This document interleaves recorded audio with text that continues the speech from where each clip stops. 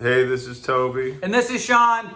We're going to talk about some more new releases. We're going to talk about this week primarily the new album by Elvis Costello and the Imposters called A Boy Named If.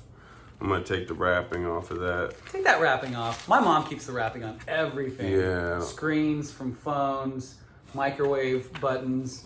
Every time I go to our house, I'm always peeling something off. It's of inside device. artwork on that. So, Toby, what'd you think of this record? I really, really liked it. Because I had the last one, which is called Hey Clock Face, which I really wanted to like, and I got it in the bin for $4.99 at Waterloo. It's got like 2 songs that are interesting. This album is awesome. It's got a bunch of songs I'd want to hear live. I listened to it over and over. I've heard it 35 times. I bought a copy for my brother-in-law's birthday because I thought he'd like it, and I sent it to him. And I mean, I think it's classic Elvis Costello style. I think, man, he probably is at a place where, you can look at Spotify and see what songs people are listening to. When it's the same, like, new wavy kind of songs over and over, you kind of want to give the people what they want. I think, how many times do people come up to him and say, like, my favorite song is I Don't Want to Go to Chelsea, Because there's a few songs on this where it's like, hey, that beat from I Don't Want to Go to Chelsea? Yeah, absolutely. Yeah, totally hear that in this record. And it's got cool production, lots of Farfisa organ and like Spy surf sounding guitar. And I there's like a bunch of songs that I'd want to hear live, if I went to go see Elvis Costello on this. Farewell Okay, the opener. It opens real strong. Well, it gets mellower as it goes on. So like all the rock, it's rock heavy at the top. So Farewell Okay, Boy Named If, Penelope Halfpenny, The Difference. That's probably my favorite song on the album is The Difference. Song number 4. See, that's good sequencing right there. Yeah, they stole your idea. Yeah, Elvis Costello didn't steal any idea from me. Sure. What do you think? What if I can't give you anything but love? The 5th song, it's got the same tempo from the Beatles. I Dig a Pony. It's like, is that a waltz? Like dong dong ga dong dong ga dong. Dig a pony. That's about him doing heroin. I never knew that. Oh, of course. Yeah, of course it is. Pony is heroin. No one that. Yeah, okay. So anyway, it's kind of that tempo, but like, I always think like he's probably been staying at the Four. He could probably be on here and rate like the 4 seasons in every major city in America. I'm sure. Here's the the nicest hotel to stay. I mean, how many years? Like not my whole lifetime, but let's say the last 40 years, he's probably been staying at top-notch, places. But just him or the no? whole band? I'm just saying this song. Like what? He's just for me. I know when he's writing that he's imagining being broke. He hadn't been broke in so long. He hasn't stayed at the Chelsea. He has, yeah. He hadn't been at Motel 6 ever. No. Has Elvis Costello ever stayed at Red Roof Inn? In the 70s. Not since the 70s. Not since like 78. And that's when it was called the Royal. Around the time you were born. Yeah. So anyway, no, that's fine. It's still a catchy song. I get parts of it in my head. Maybe he has friends that aren't, make about as much as I do a year that he can confer with to understand what it's like to still live in that way. The broke experience that he's trying to imagine in this song. Mm-hmm. And he can vicariously live through those friends of his that can instruct him on how to write music from, lower middle class. His wife, Diana Krall, I saw her rider on one of those horrible websites where they show you the rider and man, there's nothing but first class accommodations for her. I can tell you. Finger foods. You can tell the ones that have been like really famous for a long time because they're very specific on like the thread count of the. No. of the pillows that are in the green room. Bruce Springsteen. Yeah, they don't. There's gonna be no plastic in there. They will specify. Wow. No plastic. I mean, just all the way around. They've described a nice place there. Anyway, I'm getting off track. I just hope the size of the bread matches the size of the meat on the deli tray. I'm completely player hating. Yeah, good for him. So let's talk about Sting's wife. She has a really lengthy record also. Yeah. But I mean, Elvis Costello's wife's famous in her own right as a jazz singer. But Mistook Me for a Friend. That song's awesome. Yes. Most Beautiful Mistake's pretty good. Magnificent Hurt. That's one of the songs they pre-released, and it's just is everything I wanted to hear. And I was hoping the whole album would sound like that, and enough of it sounds like that. Penelope Halfpenny is a great song. That song's awesome. It's very classic. Imposters. So yeah. Yeah. Steve Neve kicks ass on this record, like hands down. I think he's the best musician on this whole record, or at least the one that stands out the most to me, because he's just tearing it up. Like, he hasn't missed a beat since 1975. Yeah, the drumming is incredible. All the playing is good, and I noticed that it's a total pandemic record. Like, everyone recorded their parts at their home studio. Like, wow. Let's see, Elvis recorded it. Man, you should read this. Century Sound. It doesn't say where that was. Steve Neve recorded it. Pasto. That's it. Can you read that? I can't. I'm blind. You want my magnifiers? I'm blind these days. I can't read Anyway, they were all in France, and Steve Neve was in, is that France, California? Is that France? No, that one in California, Nashville, and LA. So, and then Elvis, I don't know where Century Sound is. I bet it's in the UK. So, so a few people in California, one in France, Nashville, and LA. Anyway, everyone recorded their home studio, and it sounds badass. Like, I would have told you that that's not a recipe for a good record.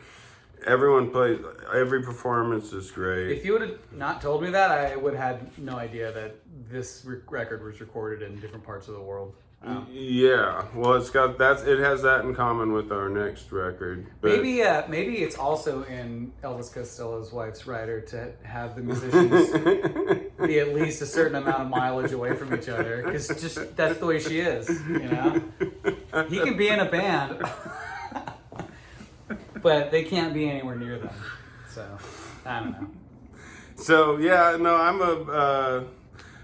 I've listened to Elvis Costello a long time, I've got whatever. You can find his shit in the bin, like lately, $3.99 Imperial Bedroom. This one, the 90s album, Mighty Like a Rose. I mean, you can tell on some, like, he does these albums where he's trying to appease, like, his old school fans. Man, I got this for $2.99. Blood and Chocolate, once again at Waterloo. My favorite Elvis Costello album would be not this one and not this one, but this one, Get Happy, which I've listened to 10 million times. And it's one of those things where it's like, I super love this album. I've worn it out. And then I realized that I always listen to the same side.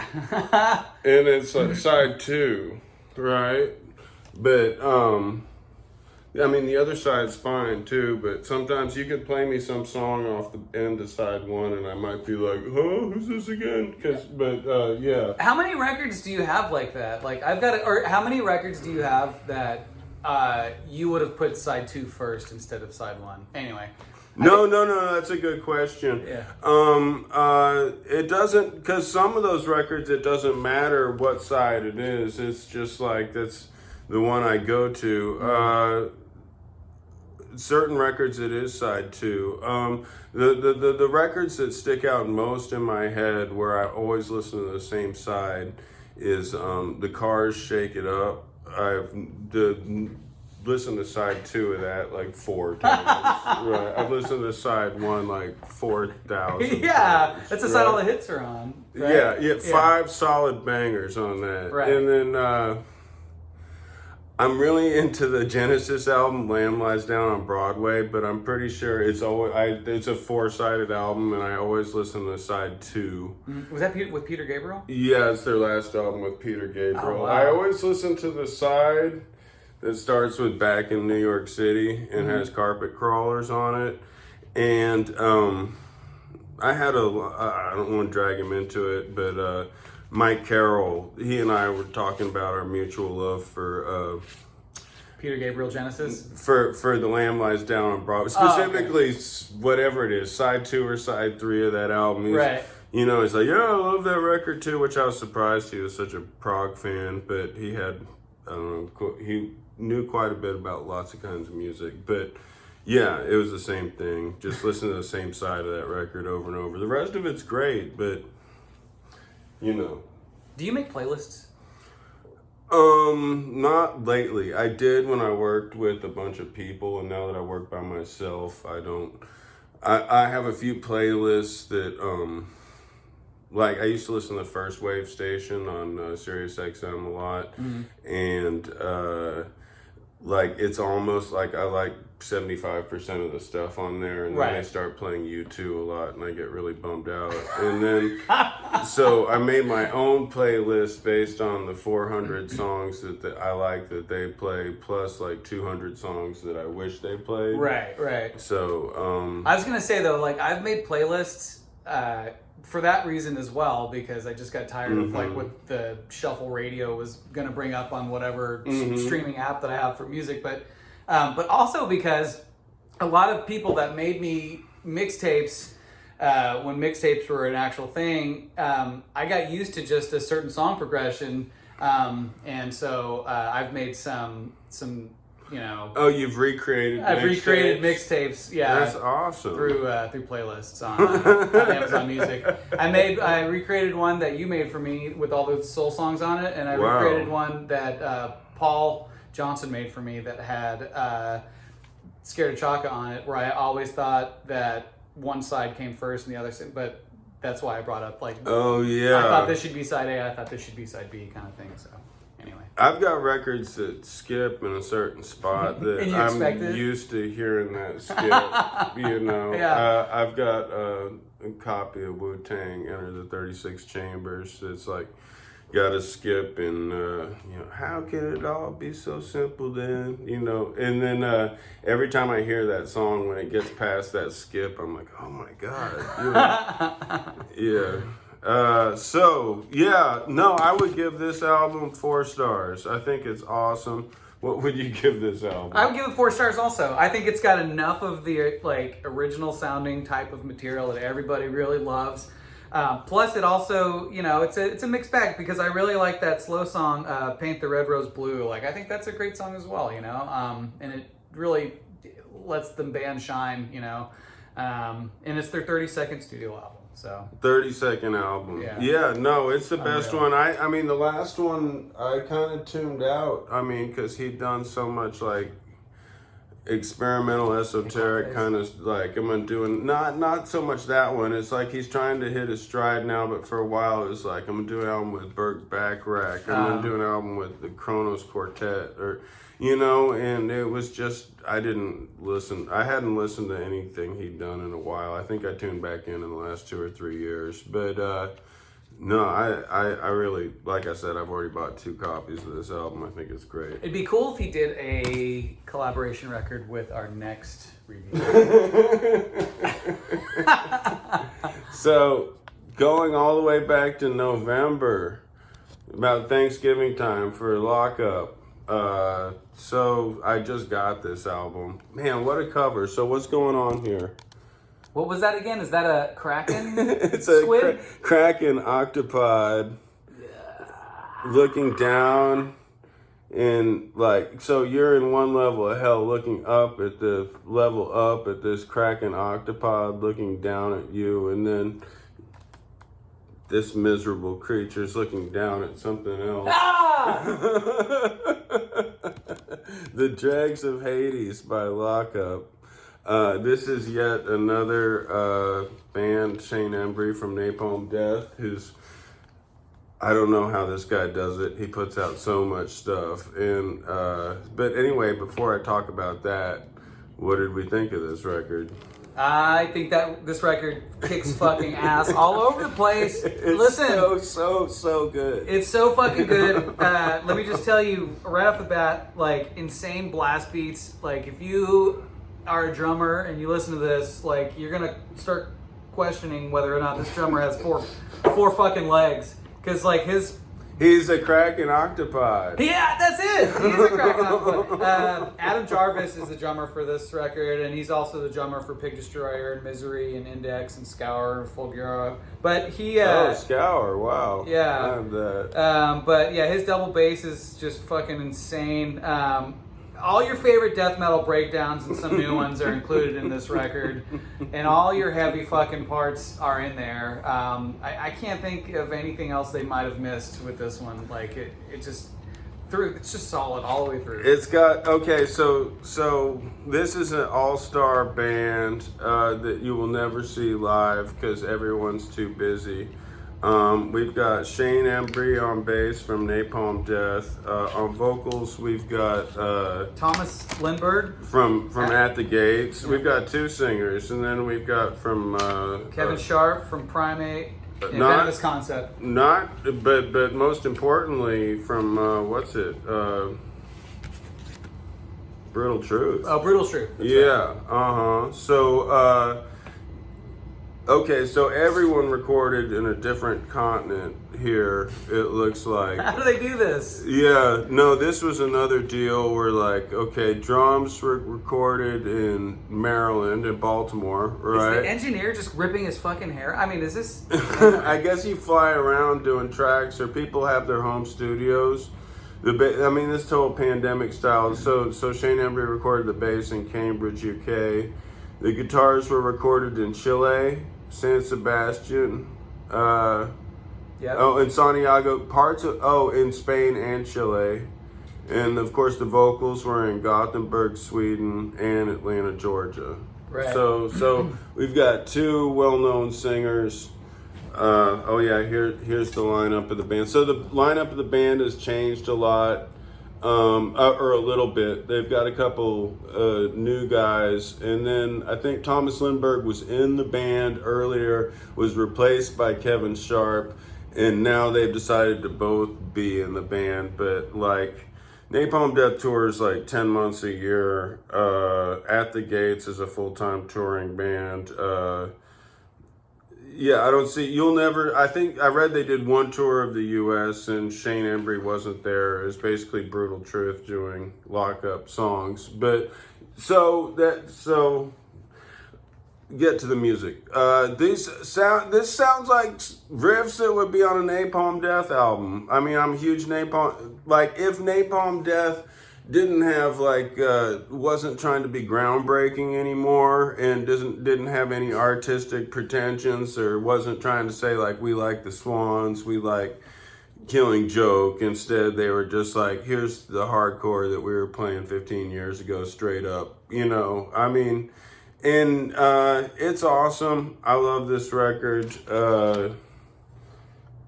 There's been three, so the last Napalm Death record was awesome. Throws of Joy in the Mouth of Defeatism, and that came out, that was 2020. Also in 2020, Shane Embry did this Venomous Concept album. So this is their band that sounds like Poison Idea, get it? Poison Idea, Venomous Concept, Politics versus the Erection. This album is incredible.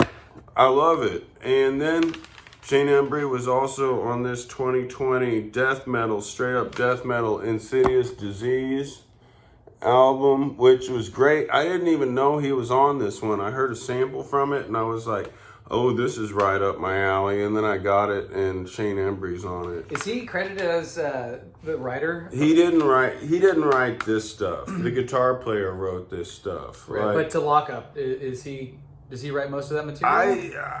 It sounds like it to me. Right. You know, those sound like straight up Napalm Death riffs. You know? And these are not, as you said before, like these are not considered Napalm Death throwaway tracks. Like these are like their own fucking. Yeah, I wouldn't call them B tracks at all. I Right. mean, the riffs are all there. Yeah, if I went and saw Napalm Death and all these songs were played, I wouldn't think You'd be twice. stoked, Yeah, yeah. I would be so happy. Yeah.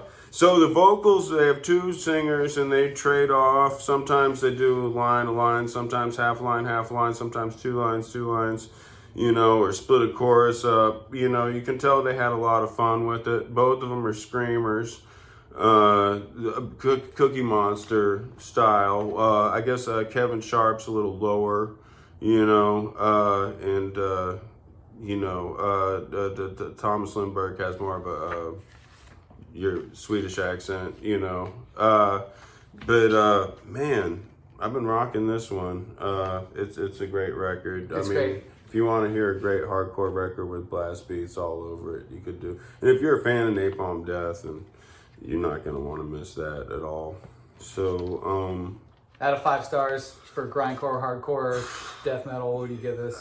you know, this is one of those things. If you're not into fucking grindcore, this is not gonna win you over. All right, this isn't the record that's gonna get you into it unless you're fucking a teenager, early 20s, and you've never heard anything like this before. But if you're already into this kind of thing, 4 fucking stars. You know, it's great. You know. I agree. But, I mean, that being said, more melodies from this get stuck in my head when I'm sitting. I've heard this a few times more, but there's straight up songs from this album that just pop in my head, you know. And, I mean, if I went to go see Elvis Costello, I know he's got a huge backlog of hits. I mean, songs I'd want to hear from this album, I mean, there's at least 6. There's like Farewell Okay, Boy Named If is awesome, Penelope Halfpenny, The Difference, Mistook Me for a Friend, Magnificent Hurt. I'd want to hear all of those. Mm-hmm. And I mean, the other ones are good too. There's some more topical songs, Trick Out the Truth, The Death of Magic Thinking. I like those too. Mr. Crescent is the mellowest song on the album, and that's what he ends it with. But that album's awesome. I can't wait for Elvis Costello and the Imposters to go on tour so I can go to their show and yell, "Play something new! Play your newest material!" Yeah, right? I'm so bored of the old... No more Allison!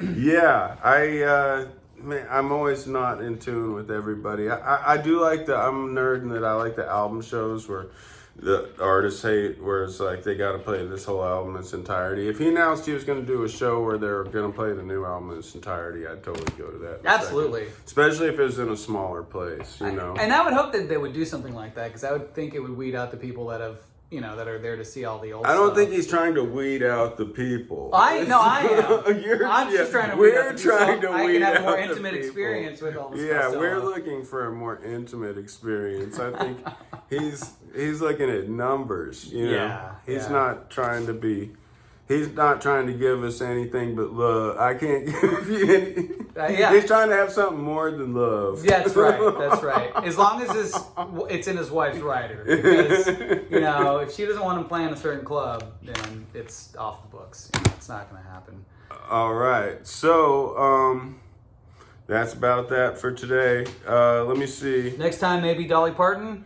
Oh yeah, so Dolly Parton's got a book and album together tied in. I'm gonna read the book and listen to the album. It's going to be her 48th studio album. Uh-huh. God damn.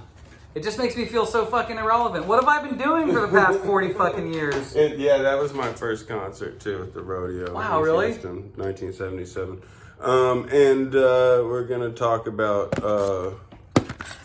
W by Boris coming up. Look at that. Okay, so are we gonna play the song? Yep, let's Okay, do I it. gotta turn the amps Thanks on. for watching again. You gotta turn your amp on. Oh, and if anyone that's watching this can comment how to write a grindcore death metal song and how it's done. I would love to. I tried to do hear a that. grindcore band with a really good drummer, Kurt, but I kept wanting to play too fast. He kept saying, like, if the drums are blasting, the bass can't blast too. You should play something slow. You know? Really? Yeah. But then I was like, but what if I play fast too? We all have to play fast. Yeah, so no, Right. it just wasn't. He got sick of playing with me. It didn't last. Wait, where's my shit? Am I plugged into that one? Did I go down? Yeah, I think you're Did here. you turn me on over there? There you go. Here we go. All right.